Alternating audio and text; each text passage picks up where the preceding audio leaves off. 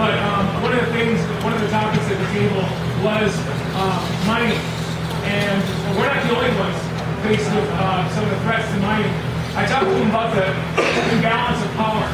This is more than just Democrats and Republicans, and more than profit and natural resources. That there's a small handful of people out there in the little areas that are trying to take care of just the basics of life. Other tribes chimed in as well in the Southwest, that they're looking at changing the whole landscape of our grandmother, our Mother Earth. And whether or not something comes out of that discussion, what I get to do from now on is go up to BIA, go up to EPA, go up to all these other federal agencies that are there to protect, they're supposed to protect their native tribes under their purview, their federal obligation, their trust responsibility. And I get to say, I had one opportunity to speak to the President of the United States. And you know who I talked about? You, BIA, you, EPA, you, Office of Solicitor General, you, all these people.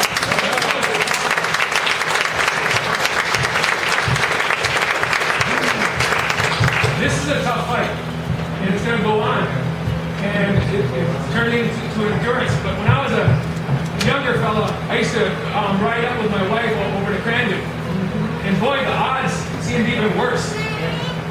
And I couldn't believe what had happened. And it wasn't simply lawyers winning the game, and it wasn't money versus money. It was prayer, it was spirit. There was cohesiveness. With everybody putting every single difference aside. Sportsmen, different tribal interests, communities, municipalities, everything. And putting our minds together, putting that tobacco off, saying these things mean something. The spirit that these drums are giving us today. That's what drives us. That's what keeps the endurance. And when other mining companies see that endurance in life isn't going away anytime soon, then they go away.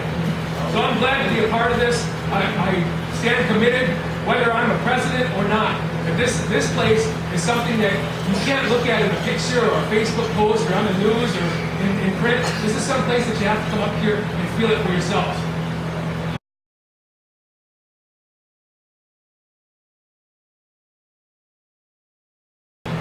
Last month, the cultural leaders invited Ho-Chunk people up, and we had probably the first feast in centuries up on the Lac du Flambeau reservation. Our warrior clan came up and brought items for feast as the Lac du Flambeau and other host tribes built us a lodge. For the first time, I sat on the ground and gave a feast and heard things in different languages at our own traditional doings. And the only thing that we were concerned about is our grandmother, our Mother Earth. Every difference that we've ever had, historically, today, or in the future, was set aside for one purpose: to take care of this earth that we live on. You guys are soldiers. You guys are doing something. I call you soldiers because there are people out there fighting a war or almost fighting a war, and we'll never ever see it. I told Mel today, I get to go home tonight. I get to go sleep in my bed. I told my daughter that. I get to go enjoy life, turn on TV.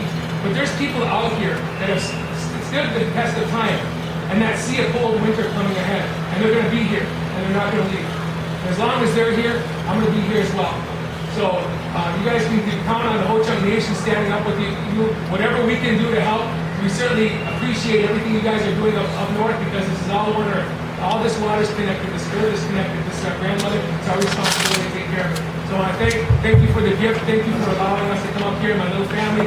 We really enjoy it. This is going to be go down as one of the greatest days I've had this year to enjoy. So thank you very much.